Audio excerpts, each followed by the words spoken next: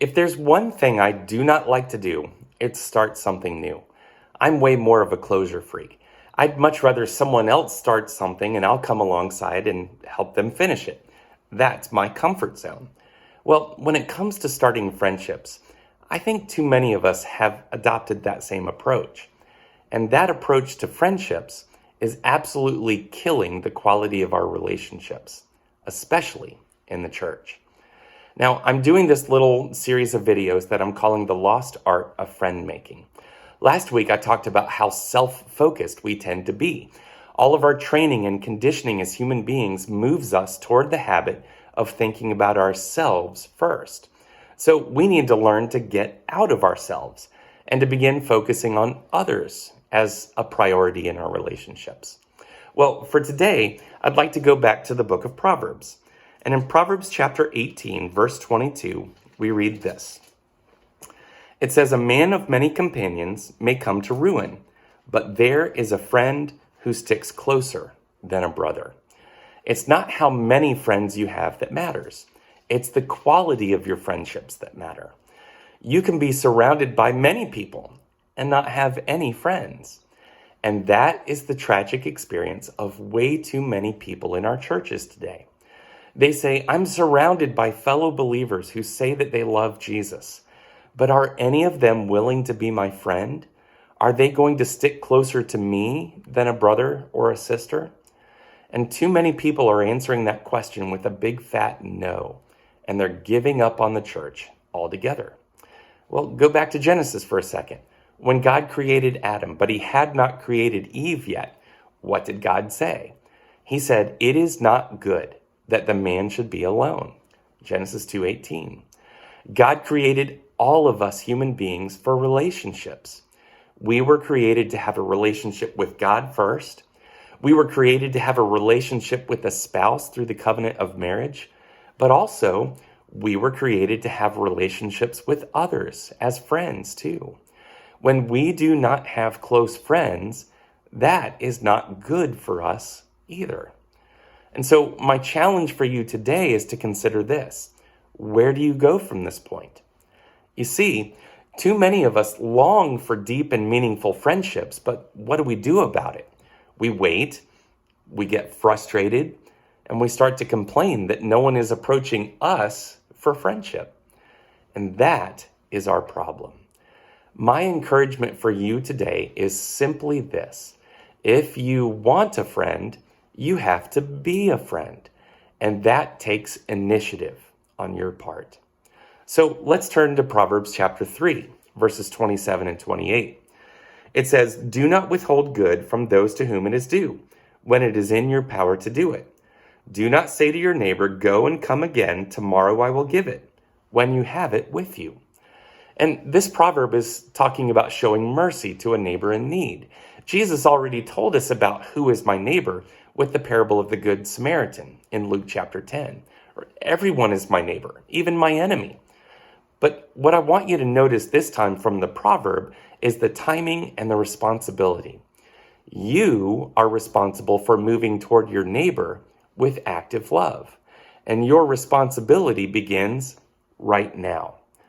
Because we're constantly thinking about ourselves first, our habit is to wait for a more convenient time for us. Or worse, we're always waiting for someone else to show us active love. I mean, if you think about it, the whole love your neighbor as yourself principle only works when we take the initiative and go first. In the New Testament, Paul writes about the quality of relationships in the church once we have embraced the gospel of grace together. And he says in Romans chapter 12, verses 10 and 11, "Love one another with brotherly affection. Outdo one another in showing honor." I talked about that in the last video. But then he goes on in verse 11, "Do not be slothful in zeal. Be fervent in spirit. Serve the Lord." Now, we can talk all day about loving each other, but once Paul tells us not to be lazy about it, that's when we start to think, "Paul, you're stepping on our toes." Paul is telling us it takes work and effort and sacrifice on our part to build healthy, Christ-honoring relationships. We need to make sure that we are not being lazy or slothful about pursuing relationships with others. And so I'll talk about dealing with conflict specifically in a future timely word, but for now, I'd like to tell you one part of it. In Matthew chapter 5, Jesus says, if you know that someone else has been offended by you, you need to go make it right. But then in Matthew chapter 18, Jesus says, if you have been offended by your brother, you need to go make it right. So basically, he says, whether you're the offender or the offendee, you have the responsibility to take the initiative and pursue reconciliation. The bottom line is this: the church needs more initiators. Too many of us use but I'm just an introvert excuse. You don't have to be a life of the party extrovert to take the initiative in being a friend to other people. How do you do it? Well, here are a few suggestions. First of all, observe. Just look around you and notice the people who might be new to you, or maybe they're off on their own and no one is talking with them, or maybe they just look uncomfortable. And number two, pray. Once you've noticed a person who might be someone who needs a friend, say a quick prayer for them. Ask God to give you a little boost of courage, and then ask God to use you to encourage that person. And can you see how already you're starting to get out of yourself and think of the other person as more important than yourself? The third step is move toward that person physically.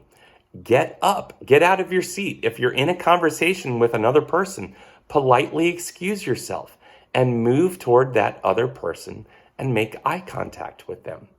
Step 4, introduce yourself. If you don't know them, tell them your name and ask them their name. It's a way of being personal with them and showing that they matter to you as a person.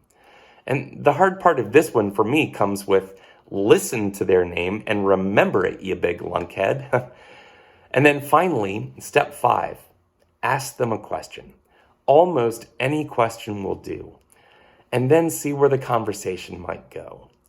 If you have a hard time taking the initiative in conversations, I have some homework for you to do. First of all, go to John chapter 4 and just observe how Jesus does it.